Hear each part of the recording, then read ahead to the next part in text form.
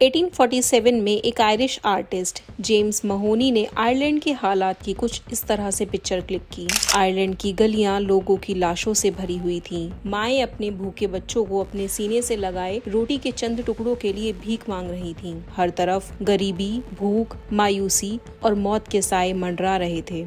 Irish potato famine, जिसे the great hunger भी कहा जाता है, सिर्फ 7 सालों में 10 लाख आयरिश लोगों की जान ले चुका था। पूरे आयरलैंड की 11% पॉपुलेशन इस फेमीन के नतीजे मौत के मुंह उतर चुकी थी। ये इतना बड़ा डिजास्टर था कि आज की डेट तक आयरलैंड की पॉपुलेशन रिकवर नहीं हो सकी। इस फेमीन के बाद भी करीब 100 साल तक आयरलैंड एक गरीब और बैकवर्ड कंट्री ही रहा। लेकिन आज अगर आप वर्ल्ड की रिचेस्ट कंट्रीज की लिस्ट देखेंगे तो आयरलैंड आपको दूसरे नंबर पर नजर आएगा। आयरलैंड को दुनिया का सबसे एजुकेटेड, अमीर और हैप्पीएस्ट नेशन कहा जाता है। आयरलैंड की इकोनॉमी इतनी स्पीड से ग्रो कर रही है कि कुछ ही सालों में आयरलैंड दुनिया की द रिचेस्ट कंट्री बन जाएगा। लेकिन आयरलैंड के पास ना तो नॉर्वे और कतर की तरह ट्रिलियंस ऑफ डॉलर्स के ऑयल रिजर्व्स हैं और ना ही उसकी पॉपुलेशन सिंगापुर या लग्जमबर्ग की तरह छोटी है और ना ही उसे स्विट्जरलैंड की तरह कोई टेक्नोलॉजिकल एडवांटेज मिला है। तो फिर ये इतनी बड़ी ट्रांसफॉर्मेशन कैसे हुई? भूख और मौत के साए से निकलकर आज आयरलैंड इतना अमीर कैसे बन गया? आइए जानते हैं द सोशल डिक्की इस वीडियो में।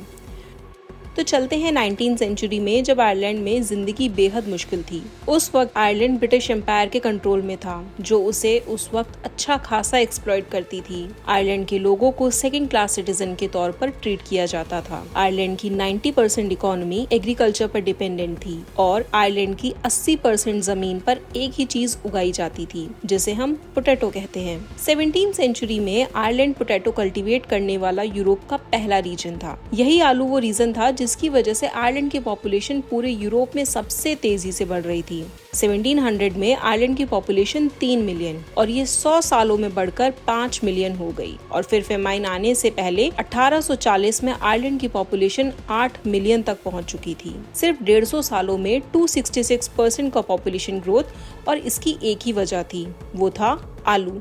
आलू की 1 एकड़ की फसल और एक गाय का दूध पूरी आयरिश फैमिली को पालने के लिए काफी था, क्योंकि ये बड़ी आसानी से कहीं भी उगाया जा सकता था और वो भी काफी बड़ी क्वांटिटी में। तो ये बहुत जल्द आयरलैंड की हर फैमिली का मेन फूड सोर्स बन गया और यही चीज आयरलैंड के लिए एक बहुत बड़ा खतरा बनने वाली थी। आयरलैंड की सारी पॉपुलेशन सिर्फ एक खाने पर डिपेंडेंट हो चुकी थी और इसलिए जब 1845 में आयरलैंड में फेमाइन आई और आलू की फसलें बर्बाद होना शुरू हुई तो लाखों के हिसाब से लोग मरना शुरू हो गए। आप लोगों को शायद अंदाजा नहीं है कि ये कितनी बड़ी ट्रेजेडी थी कि आज तक आयरलैंड इसके इम्पैक्ट से उभर नहीं पाया। मैं आपको एक एग्जाम्पल से समझाती हूँ। 1840 में आयरलैंड की पॉपुलेशन थी 8 मिलियन। 1845 में भयानक फेमीन आया जिससे पोटैटो की ऑलमोस्ट 40% क्रॉप बर्बाद हो गई और एक साल बाद 1846 में आलू की सारी फसलें खराब हो चुकी थी। आप सोचो कि आपके पास खाने की एक ही चीज़ हो और वो भी बिल्कुल ख़त्म हो जाए तो आपका क्या हाल होगा। इस पूरे टाइम पीरियड में ब्रिटिश एम्पायर ने आयरलैंड की बिल्कुल भी मदद नहीं करी और सिर्फ 10 सालों में 1845 से 1855 के बीच आयरलैंड की पॉपुलेशन में से 30 लाख लोग कम हो गए। इस 30 लाख में से 10 लाख लोग तो भूख और बीमारी से मर चुके थे, जबकि 20 लाख लोग आयरलैंड छोड़कर अमेरिका की तरफ भाग गए। इतनी बड़ी इमिग्रेशन अमेरिका की हिस्ट्री में कभी नहीं हुई थी, इसलिए 1860 में अमेरिका में 81% इमिग्रेंट्स आयरिश थे। ये इतना बड़ा लॉस था कि 200 साल गुजरने के बावजूद अभी तक आयरलैंड की पॉपुलेशन गैप को दोबारा फिल नहीं कर सका। इसलिए आयरलैंड आज यूरोप और दुनिया का वो अकेला कंट्री है जिसकी करंट पॉपुलेशन 1840 की पॉपुलेशन से बहुत कम है। फेमीन तो 6-7 सालों में खत्म हो गया, मगर आयरलैंड की हालात बद से बदतर होते गए। 1922 में आयरलैंड ने ब्रिटिश एम्पायर से आज़ादी तो हासिल कर ली, मगर 10 साल बाद ही उसे एक बहुत बड़ा सेटबैक मिला जब 1932 में द ग्रेट इकोनॉमिक डिप्रेशन आया। आयरलैंड पहले से ही बाकी दुनिया से कट ऑफ था और ब्रिटेन से उसके रिलेशंस वैसे ही ठीक नहीं थे, जिसकी वजह से उसकी इकोनॉमी जबरदस्त क्राइसिस की शिकार हुई। इस ग्रेट डिप्रेशन में पूरी दुनिया की इकोनॉमी तबाह हो गई थी सिवाय एक कंट्री के, और वो था Soviet union. Soviet union nationalisation और प्रोटेक्शनिस्ट पॉलिसीज की वजह से इंटरनेशनल बैंकिंग से कट ऑफ था और इसीलिए इस क्राइसिस में उसे कोई खास फर्क नहीं पड़ा। आयरलैंड के लीडर्स ने सोवियत यूनियन की एग्जाम्पल को आयरलैंड में कॉपी करना शुरू किया। बड़ी बड़ी कंपनीज को नेशनलाइज किया गया, इंपोर्ट को बंद किया गया ताकि लोकल इंडस्ट्रीज को बचाया जा सके। इस सब का आयरलैंड की इकोनॉमी पर बहुत बुरा असर पड़ा। आयरलैंड के पास अपने कोई नेचुरल रिसोर्सेज तो थे नहीं और ना ही बाकी यूरोप की तरह आयरलैंड में कोई बड़ी इंडस्ट्री थी, इसलिए इंपोर्ट बंद करने से रॉ मटेरियल की शॉर्टेज हो गई और सिर्फ 10 सालों में हालात इतने ज़्यादा खराब हो गए कि 5 लाख और आयरिश आयरलैंड छोड़कर भाग गए। वर्ल्ड वॉर 2 के बाद जब बाकी यूरोप ग्रो कर रहा था, वहीं आयरलैंड गरीब से गरीब होता जा रहा था, लेकिन ये सब अब बदलने वाला था। 1960 में आयरलैंड के प्राइम मिनिस्टर सीन लेमास ने famous Irish economist TK. Whittaker के साथ मिलकर फैसला किया कि अब फाइनली इकोनॉमिक पॉलिसीज को बदलना पड़ेगा। दोनों ने मिलकर एक डेवलपमेंट प्लान बनाया जो आयरलैंड की किस्मत बदलने वाला था।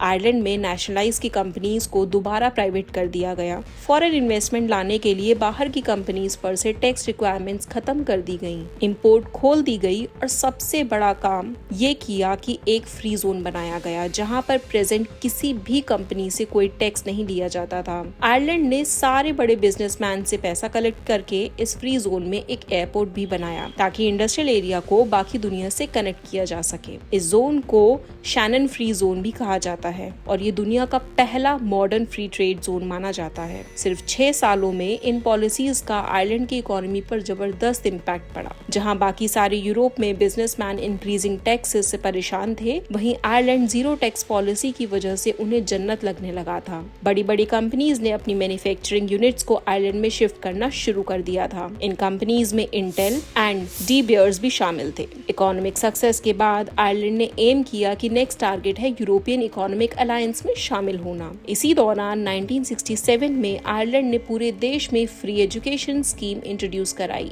स्कूल से लेकर अंडर ग्रेजुएट तक हर स्टूडेंट के लिए एजुकेशन फ्री थी। इवन सेकेंडरी स्कूल्स की बुक तक का खर्चा गवर्नमेंट देती थी।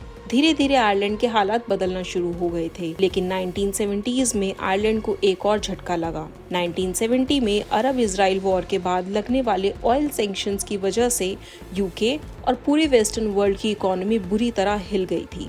बैंक्स डिफॉल्ट कर गईं, इंडस्ट्रीज बंद हो गईं और अनएम्प्लॉयमेंट बढ़ गई। मगर इस बार आयरलैंड ऐसे किसी क्राइसिस से निपटने के लिए ऑलरेडी रेडी था। आयरलैंड ने अपने आप को बाकी यूरोप के मुकाबले में फेवरेबल बनाने के लिए कुछ और लॉज पास किए। उन्होंने इनकम टैक्स 20% से लेस करके 10% कर दिया। एम्प्लॉयज को हायर और फायर करना आसान कर दिया गया। जहां बाकी यूरोप में बिजनेस को किसी भी एम्प्लॉय को निकालने के लिए एडवांस सैलरी और नोटिस पीरियड जैसी रिक्वायरमेंट्स पूरी करनी पड़ती थी, वहीं आयरलैंड में ऐसी सारी रिक्वायरमेंट्स को हटा दिया गया और इसके नतीजे में कंपनीज की नजर में आयरलैंड एक बिजनेस फ्रेंडली कंट्री के रूप में सामने आने लगा था।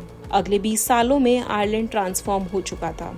गरीबी के साये से निकलकर आयरलैंड अब ग्रो करने लगा था। अब मिलियंस ऑफ डॉलर्स आयरलैंड में आने लगे थे। लेकिन इससे भी जबरदस्त चीज हुई 1993 में, जब यूरोपियन यूनियन ने सिंगल मार्केट अनाउंस कर दी, जिसके बाद से आयरलैंड लिटरली पूरी दुनिया के लिए ओपन हो गया।